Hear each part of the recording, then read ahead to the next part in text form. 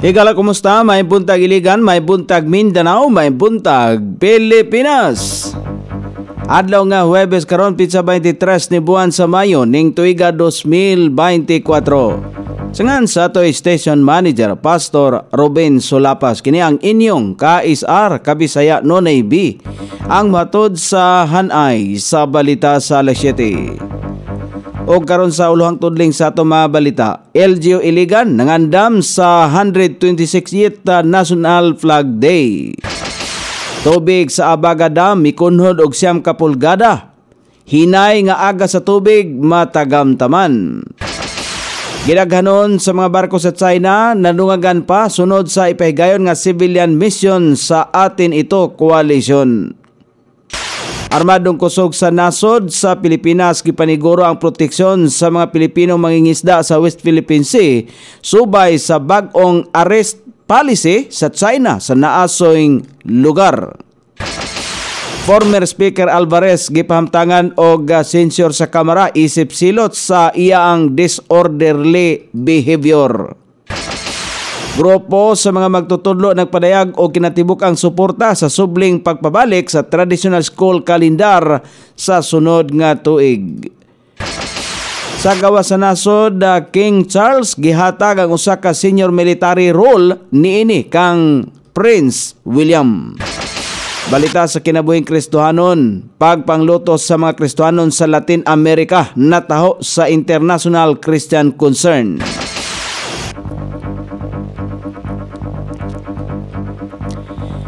Kini ang uluhang tudling sa atong mga balita nga dalit kanato ning istasyon.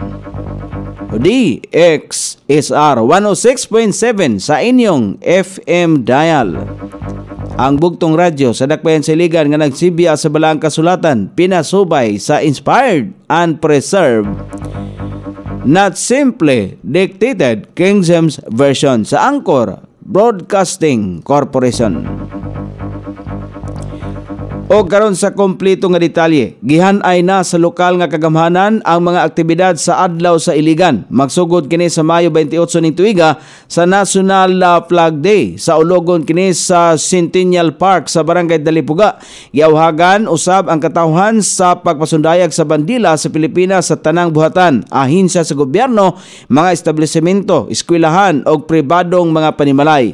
Gideklarang National Flag Day ang Mayo 28 ubos sa Presidential Proclamation number 734 isip paghandom sa unang pagbukad sa nasudnong timaan human nga gipilde sa Philippine Revolutionary Army ang puwersa sa Espanya niadtong panahon sa gubat sa Alapan, Imus, Cavite niadtong 1898 samtang sa Hunyo 16 ning tuiga ang adlaw sa Iligan.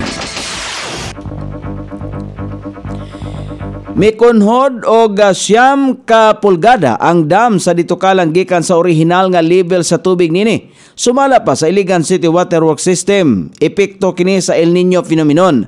Gilauman nga makasinati usab ang mga konsumante sa System 1 ug System 2 og paghinay sa presyor sa tubig.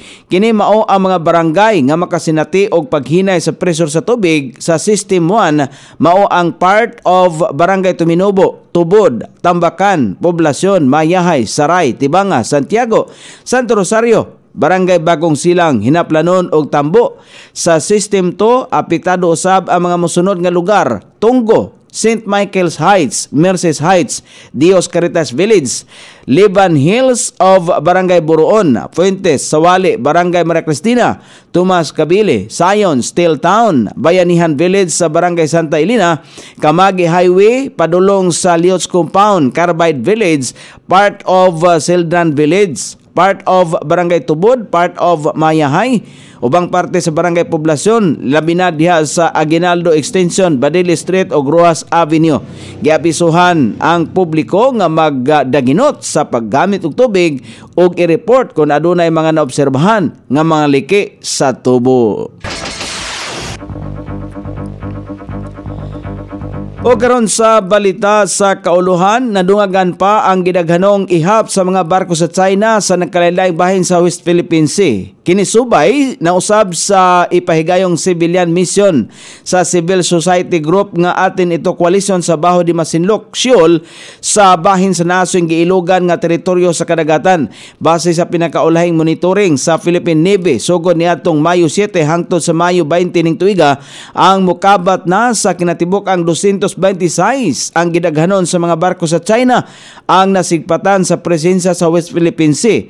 Lakip nini ang 30 ka China Coast Guard vessels, 11 ka People's Liberation Army Navy ship, 184 ka mga Chinese Maritime Militia vessels ug usa ka Chinese cargo ship nga susamang na monitor sa Baho di Masinloc, Siol, Ayungin Siol, Pag-asa Island, Kuta Island, Likas Island, Lawak Island, Panata Island o Patag Island. Sumala pa kang Philippine Navy spokesperson for the West Philippine Sea, Commodore Roy Vincent Trinidad, ang pagdaghan sa mga barko sa China sa nasong lugar mao ang reaksyon sa nasong nasod sa ipahigayon nga civilian na mission sa atin ito koalisyon. Kung mahinumduman, una nang nataho nga adunay nasigpatan nga presensya sa dili moubos na pulo ka mga barko sa China sa panahon sa misyon sa nasong civil society group nga gisulayan nga pugnan ang nasong aktibidad. Luyon ni ining tanan nahimong malampuson paghapon ang gihimong misyon sa nasong grupo sa West Philippine Sea.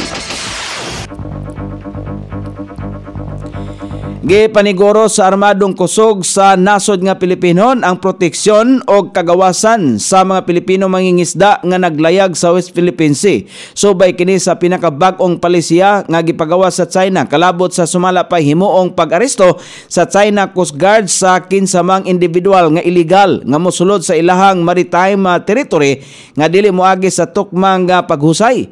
Sumala pa kang Philippine Navy spokesperson for the West Philippine Sea, Commodore Roy Vincent Trinidad, dili pagatugutan sa hukbong sandatahan nga mahitabo o manakop ang China sa mga Pilipino mangingisda sa West Philippine Sea nga teritoryo usab sa nasod nga Pilipinon. Sumala pa niya, daghang mga pamaagi ang ilang hanay aron maprotektahan ang mga Pilipino mangingisda sa nasod nga ilugang teritoryo, dili lamang sa aspetong militar kundi dili bisan sa whole of the nation approach. Samtang kalabot ini giklaro sa opisyal nga ang palisiya sa China ang dili madawat tungod kay kini ang misupak sa international law dungan sa paghataw katinawan nga walay bisan unsang legal entitlement ang giklaim nga 9 dash line sa nasong nasod sa China.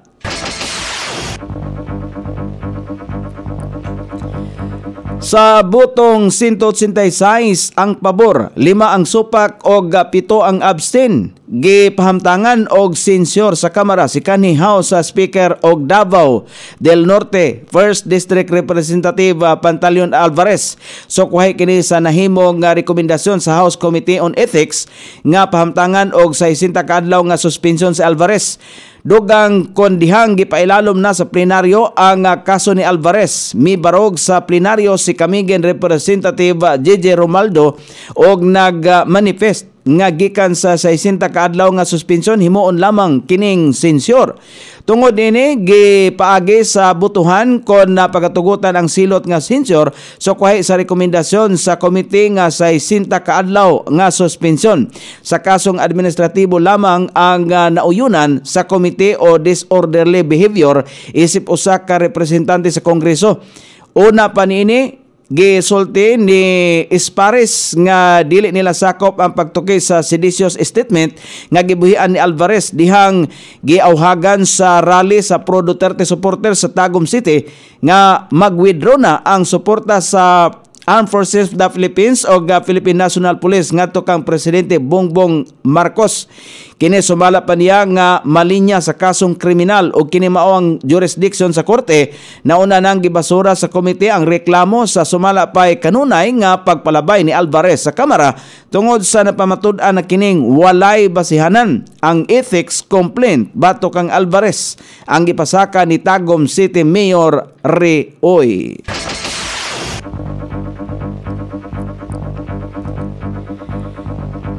Nagpadayag o kinatibuk ang suporta ang Teachers Dignity Coalition sa subling pagbabalik sa traditional school calendar sa mga tulungaan sa nasod nga Pilipino sa sunod nga tuig. Pinasubay kini sa nahimong direktiba ni Presidente Ferdinand Marcos Jr. sa Department of Education nga subling ibalik ang kanhi school calendar sa mga tulungaan sa nasod tungod na usab sa epekto sa grabing kainit sa panahon sa mga magtutungha sa Pilipinas. Sa usa ka pamahayag gisulti sa nasod grupo nga nakaangko na og pinal nga pitsa ang pagbukas o pagtapos sa school year 2024-2025. Subay sumala pa sa aprobadong mga pitsa sa kagamhanan magsugod ang klase sa sunod nga school year sa Hulyo 29 ning tuiga ug natakda usab nga mahuman sa Abril 15 sa 2025 alang sa school year 2024 ug 2025.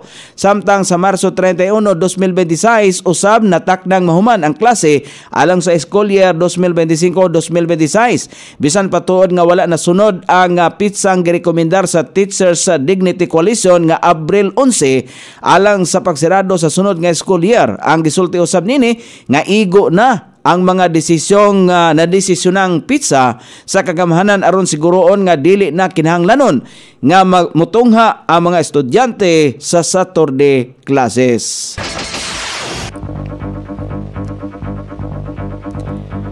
O karon sa balita sa gawas sa nasod, gihatag ni King Charles ang usa ka senior military role sa United Kingdom ngadto sa iyang anak nga si Prince William pinagi sa usa ka seremonya.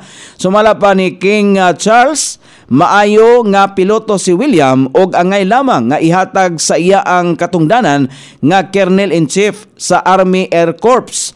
Ang katungdanan nga gihawiran sa hari sulod sa 32 ka tuig si William ang adunay kahibalo sa Air Force tungod sa iyahang training nga nakuha sa Royal Air Force. O karon sa balita sa kinabuhing Kristohano, nataho sa International Christian Concern nga adunay mga kanasuran sa Latin America nga adunay mga kaso sa Kristohanong pagpanglutos. Adunay mga Kristohanon nga nakasinati og hulga sa ilahang kinabuhi o sa ilahang pagtuo sa mga nasod nga Cuba, Haiti, Mexico ug Nicaragua. Ang mga Kristohanon sa nasing nasod target nga dili lang sa mga katawhan apan usab sa pangagamhanan nga sistema. Tungod niini, nagpadayon gihapon ang magmaigmat kung nagmaigmat ang mga Kristohanon sa kalihukan sa mga katawhan sa naasoyng mga kanasuran. O karon sa kahimtang sa pagbanabana sa dagan sa panahon, ang Easterless padayon makapiktar sa nasod nga Pilipinon. Ang tibok dapit sa Mindanao makasinati og panalagsang pagpangdagom ngadto na sa mapanganuron nga kalangitan. Inubanan sa patak-patak ka mga pag-ulan, pagpananugdog o pagpangilat, epekto sa Easterless. Hinay ngadto na sa kasarangan nga hangin ang mga gikan sa silangan ngadto sa amihan ng silangan direksyon ug ang kadagatan hapsay ngadto na sa kasarangan ang mga pagbalod. Sukod sa temperatura dinhi sa dakbayan sa iligan ang kabugnaon ana sa 27 ug ang kainiton mosangko sa 33 degrees sentigrado. Ang adlaw misilang kaganiha sa alas 5:27 ug mosawa po niya sa alas 6:19 sa sayong takna sa kagabhion. Inyong nabati ang kinatibuk ang hanay sa balita sa alas 7 nga dalit kanato ning istasyon. DXSR 106.7 sa inyong FM dial. Ang bugtong radyo sa dakbayan sa iligan nga nagsibya sa balaang kasulatan, pinasubay sa inspired and preserved, not simply dictated King James Version sa Anchor Broadcasting Corporation.